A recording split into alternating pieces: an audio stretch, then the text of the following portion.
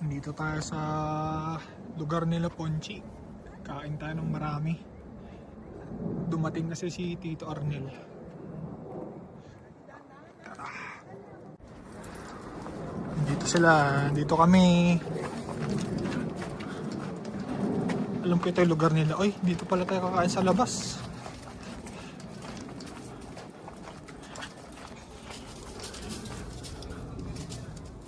Naka-ready na oh. Hello! Hello!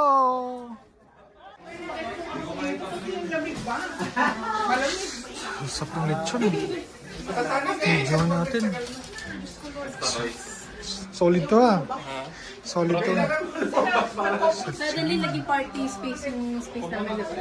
Ganda pala, iba-iba itsura pag ano. Yung lugar nyo. Season.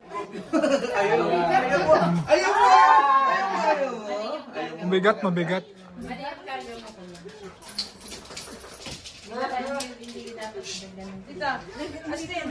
Hoy!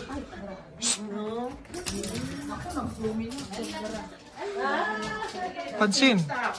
Stop, makulit ka. Doon ka sa labas. Sit down, sit down. Kung hindi tumalikot, lalong malaki to. Tag-tag siya.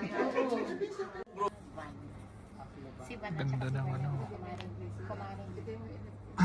Dito tayo kakain sa labas. Ang dami na natin dito. Sarap. Ayaw. Si Ayan. tinatanong namin Sa Austin oh. kaya sabi ko, Ganda dito. Pwede ka magtanim. hindi naman namin alam na ganito pala na Day that you have given us, thank you for gathering us all together to join the celebration of your birthday. Yes, this is a special day, and thank you for everything, for your love, and thank you for the protection that you have given us today, for the strength, and thank you for this food that we are about to partake, sanctify, and bless this food, Father God. And thank you for all the blessings in Jesus' mighty name. Amen! Day to you! Thank you guys. Gugulat yung candle ko. Teka, may candle lang. Ano, hindi naman natin. Long life doon. Long life! Okay. Blow.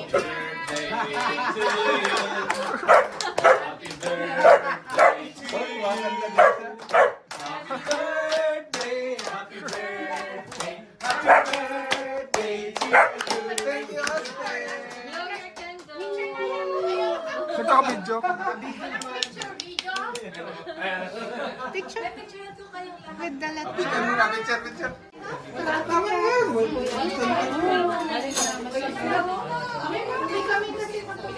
Grabe.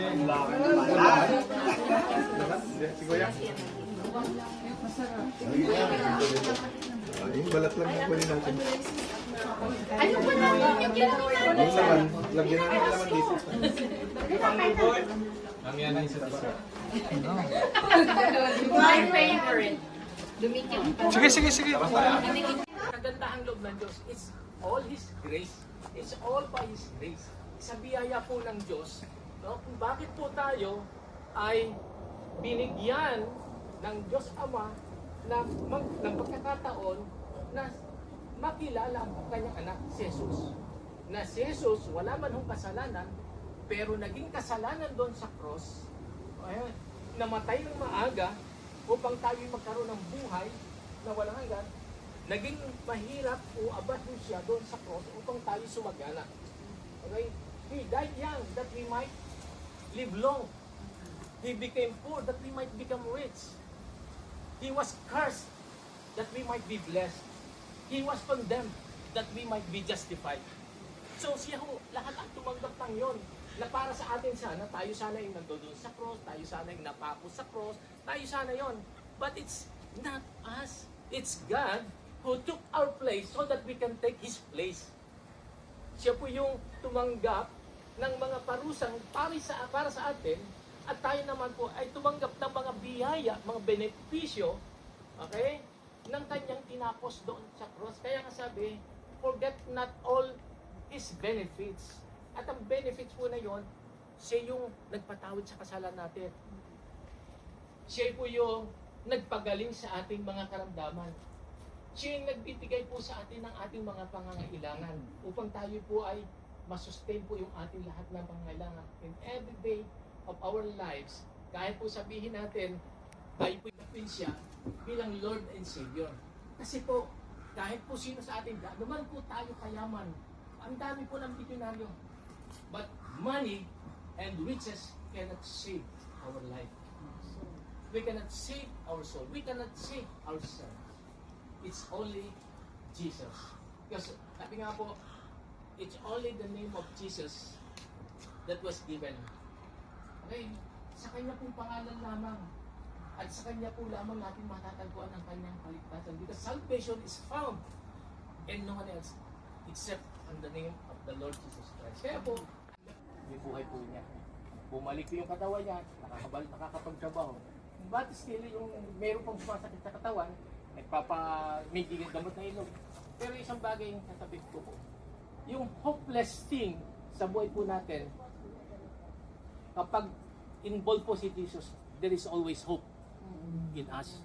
There is always hope in us. Ganyan po yung Diyos natin.